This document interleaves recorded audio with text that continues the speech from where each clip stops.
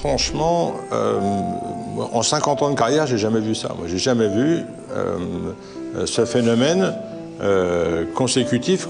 On n'a jamais eu. En fait, faut bien voir l'évolution exponentielle, on va dire, de l'avancée des dates de vendange. On parle du réchauffement climatique, ce qui d'ailleurs n'est pas le mot juste, mais en fait, simplement la vigne elle-même aussi, la qualité des soins qu'on amène à la vigne a amené tout doucement, a fait avancer tout doucement les dates de vendange. Et cette année, on a un phénomène particulier que je n'avais jamais vu, c'est qu'on avait à la fois la maturité phénolique, de très tôt, on aurait pu vendanger le 15 août sans aucun problème, peut-être même encore avant. Et en même temps, à la suite, on va dire, on avait une espèce de concentration des jus. Et c'est ça qui est remarquable parce que cette concentration, elle concentre aussi bien les sucres que les acides. Donc, et alors une concentration aromatique extraordinaire. Moi, ça me fait penser au Tokai, ça me fait penser au vin d'Egon-Müller, ça me fait penser à des vins comme ça. C'est des choses qu'on n'a jamais vues parce que d'habitude, en Champagne, concentration et maturité, c'est antinomique. Normalement, dans la maturité, les sucres montent, l'acidité descend. Donc il y a un moment, forcément, où ça se casse la gueule et on disait dans le temps, parce qu'il y avait beaucoup de préjugés par rapport à l'acidité, on disait dans le temps, oui, mais ils seront morts avant de commencer parce qu'il n'y a pas assez d'acidité. Là, ce qui est intéressant, c'est que cette avance de vendange, d'ailleurs, qui pose plein de questions, par exemple, fractionner la vendange. On va être obligé maintenant en Champagne d'avoir des vendanges fractionnées. Ça, c'est une réalité. Il va falloir s'y habituer parce que sinon, on ne rentrera pas les bons raisins. Ça, c'est sûr.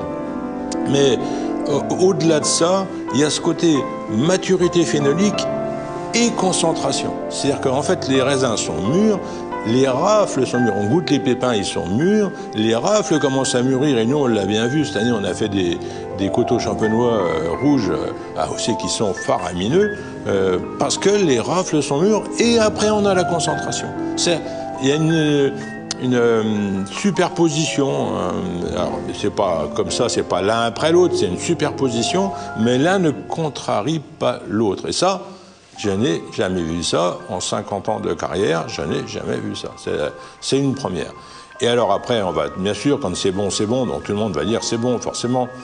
Je pense que dans la trilogie qu'on vient de suivre, dont tout le monde parle, 18, 19, 20, c'est quand même quelque chose d'extraordinaire. 18, c'était extrêmement généreux, des millésimes comme on a vu souvent en Champagne, très généreux avec des raisins mûrs et des mûrs de raisins, ça arrive de temps en temps, c'est comme ça. 19, on était sur un très bel équilibre de vendange et là, on a cette concentration et qui se traduit par une concentration aromatique qu'on a rarement connue. Alors là, franchement, on ne sait pas encore vraiment ce que ça va donner, mais il y a un truc qui est sûr, c'est que cette concentration aromatique, c'est du jamais vu, quoi. Hein, voilà, c'est comme ça que je le sens. Maintenant, la différence, c'est qu'est-ce qu'on va faire de ça? Parce que faire bon quand c'est bon, ça, tout le monde sait le faire. Mais qu'est-ce qu'on va créer avec ça? Est-ce qu'on est capable, à partir de ça, de faire de la dentelle, de tremper le nez dans tout ça et de faire une palette, de créer une œuvre? Est-ce qu'on est capable de ça? C'est ça la question. Qu'est-ce qu'on est capable de faire de plus? Moi, c'est ça qui m'intéresse. Faire bon, bah, c'est le minimum, je pense. Hein.